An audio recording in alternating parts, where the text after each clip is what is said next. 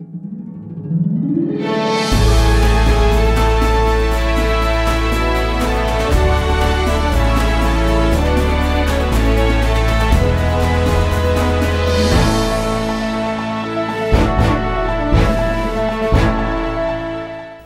evening and welcome to AW News at 10.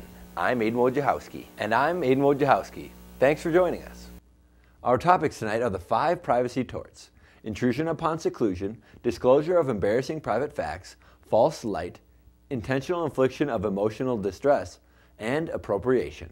While most of these charges cannot be proven unless the material is published, intrusion upon seclusion can happen without the story ever being seen by a third party.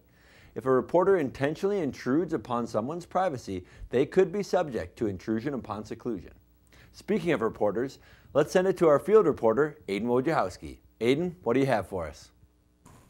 Thanks, guys. I'm here live in Rollman Hall where street performer Aidan Wojciehowski does his craft. Wojciehowski is claiming appropriation against the press for the video they played of him doing his craft, swallowing spoons. Because Wojciehowski charges admission to his act, he is claiming that the news coverage is affecting his livelihood as a performer. There are 2 flaws in Wojciehowski's argument. One, the entire video was not published for the public to see. And secondly, this is a clear matter of public interest. Everybody needs to know about Wojciehowski and his swallowing spoons. We'll keep you posted on this case moving forward, but in the meantime, back to you in the studio.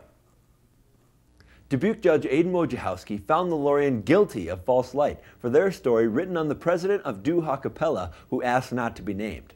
The story wrote that the president supported an anti-Dewey the Duhawk group, even though the author knew that this information was not true.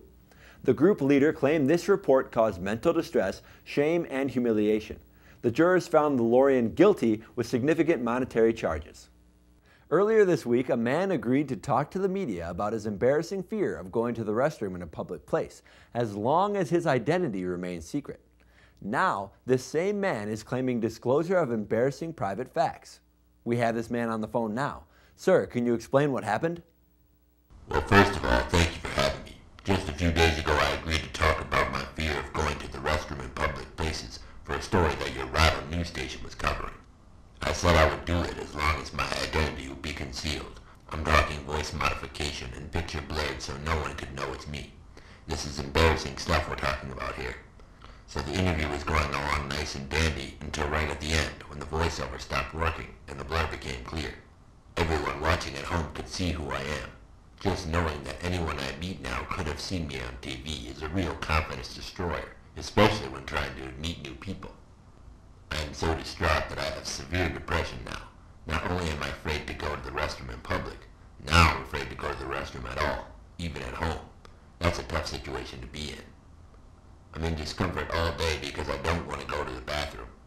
What that news station did has ruined me, and the only reason I'm telling you about it is so everyone knows what happened.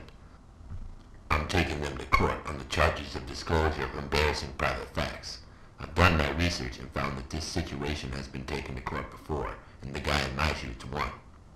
That guy had AIDS and was ousted.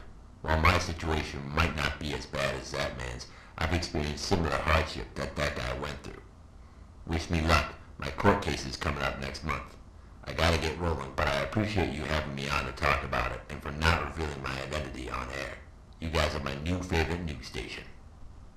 Well, that definitely is a tough situation, but thank you for joining us, Mr. Wojciehowski. We really appreciate hearing your story and certainly understand not wanting your identity to be revealed.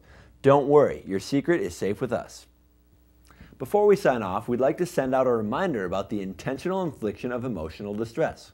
Regardless of whether the outcome was intentional, if the action was intentional, the charge can still be given. In all cases of invasion of privacy, the best defense is newsworthiness. If the public needs to know, there's a slim chance that you'll be charged. Well, that's all the time we have for tonight. Thanks for joining us on AW News at 10. Tune in tomorrow night to catch more of the latest news. In the meantime, follow us on Twitter at AW News at 10. I'm Aidan Wojciehowski alongside my partner Aidan Wojciehowski. Thanks for joining us, everybody.